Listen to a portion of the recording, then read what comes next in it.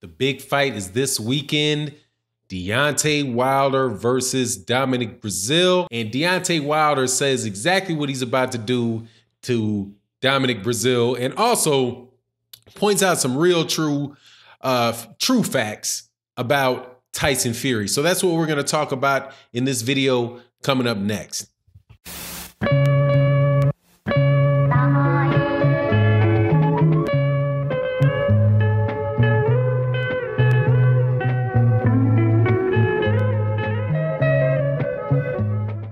All right. Look, there ain't nothing like a heavyweight fight. Deontay Wilder, the longest reigning heavyweight champion on the planet, defending his belt, his WBC heavyweight belt against Dominic Breazeale for the 9th time. And it should be a spectacular fight. I won't go out on a limb and say that I think that it's going to be a good fight, because I'm really hoping that it's not. I'm hoping that it is a fight much more like his fight with Bermane than his fight with Luis Ortiz or Tyson Fury. As people know, I'm a relatively recent fan of Deontay Wilder. Really started getting into him and watching, after the Szpilka fight, really started noticing this guy, man. He's got a hammer. He's very, very athletic. He's awkward, and I think he deserves all the credit in the world for what he's done in his boxing career. And this is a younger guy, man, who I actually look up to as a person, from just knowing the struggles that he's been through in his private life with his daughter being sick and driving a truck and deciding that he was going to find a way to make it for his family, and picking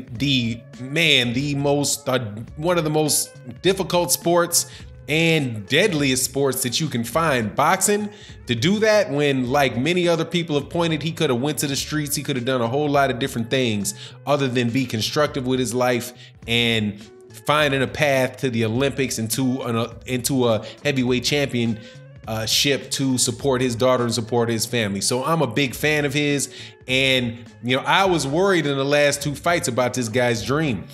Because when I heard he was fighting Luis Ortiz, I was like, oh my God, Luis Ortiz, a 6'4" counter-punching southpaw, Cuban southpaw with knockout power. Man, that's not an easy route. That's not an easy route. And it's not even his mandatory. And then when he did it, when the guy popped dirty for high blood pressure medication, and then decides to do it again when he didn't have to twice.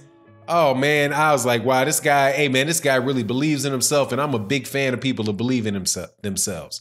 That said, with this Dominic Breazeale fight, look, man, I like what Deontay had to say about it, and this is what he said. His life is on the line for this fight, and I do mean his life. I'm still trying to get me a body on my record. Dominic Breazeale asked for this. I didn't go seek him, he seeked me. So if it comes, it comes. This is a brutal sport. This is not a gentleman's sport.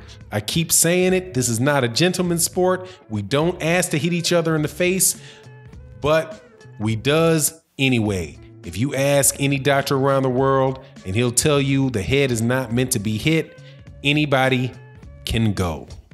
Man, he said he doesn't want to feel that power again, talking about Tyson Fury. Now, that particular fight, Deontay Wilder versus Dominic Breazeale. Look, man, I'm heavily leaning towards Deontay Wilder, but most people familiar with this channel know that I am somebody that is very cautious, because when you have 6'7", 6'8" guys throwing punches, and you have the ability to get hit by one of them son of a guns, anybody can go out. And that has been proven over and over and over and over and over again in boxing, that, man, anything can happen when you got guys that big hitting you in the head, because your head is not designed to be hit, let alone from some guy that is putting, I don't know how many pounds of force through your jaw.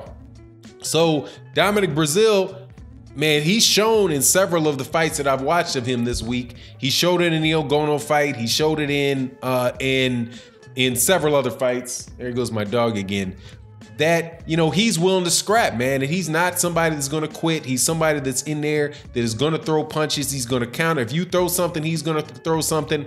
So, you know, I got to respect this dude. I got to respect his heart. And, you know, the question that I have for Dominic Breazeale is I question his speed. And I just a little bit suspect his chin because it wasn't an Emmanuel Char. I always forget the name of the guy, man. He was the guy that got his tongue bitten by when he was fighting Dominic Breazeale. He had knocked Dominic Breazeale down. He wound up having a fight with and losing a fight to Ife Agagba recently, about a 6'1" southpaw. I was like, man, yeah, he clocked that guy real good. And Dominic Breazeale had a chance to lose that fight, but I think Dominic Breazeale, like I said, he fought back. He hit him, the guy bit through his tongue, and hey man, he won it by what I think is RTD, retired. And then he moves on to the next fight. And then, you know, anyway, now he is where he is. So there's things that I like about Dominic Breazeale, but again, man, it's like I said with those fights that I've seen, man, he's slow, he gets hit, he likes to be able to punch down on guys.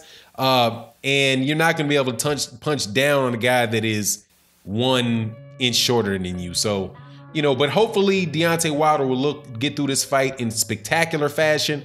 Anthony Joshua had said something to the effect of, you know, how he hopes that the fight goes 9 rounds so that Anthony Joshua can say that he knocked out Dominic Breazeale faster. You know, look, man, I'll just take the win. I'll take the win any way it goes, man. Hopefully it'll be a knockout, but since it's been 40 guys that have fought Deontay Wilder, and none of them have found a way, except for Bermane Stiverne in the first fight, none of those guys have found a way to stay up the whole fight. Hey man, I might have to go with Deontay Wilder dropping your boy a couple times, or just once, depending on that, you know, on how connected the shot is. Now, the other part that was interesting in this article was that he talked about Tyson Fury, right? Tyson Fury's been bumping his gums a lot lately, man. Dang, Tyson Fury, I used to be a fan, man. I used to be a fan, and you're making it hard on me. Well, actually, no. Once you ran out of that rematch, I was done, man. You could have just admitted it. Well, you know, I guess your wife admitted it and your daddy admitted it, but you ain't really quite admitting it. You're hanging behind this thing that you want to fight, that you didn't win. It's a draw. It is what it is. When the when the WBC mandates a fight between you and Dillian White, you say nobody can mandate me to do anything. But if you give me a belt, WBC, you give me that diamond belt, then I'll fight him. You know,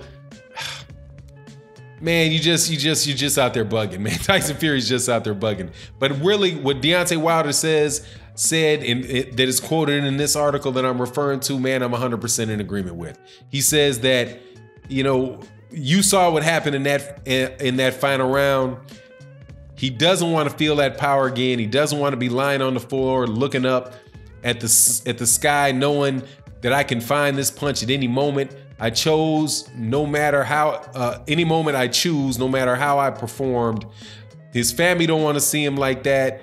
And that's the reason why I left the discussions for our rematch and ran all the way to Top Rank and ESPN, because he can't beat me on my worst ever night. Man, I want to see that rematch, dog, but I want to see it start up right where Deontay Wilder lost, with that dude laid low. Credit to him for getting up, man, but you know, that's the problem when you give people these moral victories. The moral victory being that, you know, Tyson Fury, people think Tyson Fury won the fight because he won some rounds. I remember going into that fight that almost nobody was giving Tyson Fury any chance in the fight, but overachieving the expectations of other people, or is that a way that you can say that? Can you say subverting the expectations of other people does not equate to victory, man? It doesn't. You get the victory, like Tony Harrison said, man, the judges scored for Tony Harrison. He won the fight. Two judges said that Tyson Fury did not win that fight. Two of them. Not one, two. The one that scored for Deontay Wilder and the one that had called it a draw, they said Tyson Fury did not win that fight. Only one judge said that Tyson Fury won that fight. And I'm a kind of a believer here, man, that if you don't change, if you don't, kind of like Kovalev in that first Andre Ward fight, if you don't accept that you didn't win, if Tyson Fury doesn't accept that he didn't win that fight and doesn't improve and find out what he can work on to beat Deontay Wilder, the same thing's gonna happen again. But he might not get up. But then again, how do you work on not getting hit with a punch that you can't practice for, and you can't practice a chin? So yeah, who knows? But anyway, it's going to be a great week. It's going to be a great weekend of fights. I'm really, really looking forward to this. The other fight on that card is Gary Russell. Mr. Gary Russell Jr. is going to be back in action, so we'll be able to see him as well. And so that's what it is. With that, I'm out. Peace.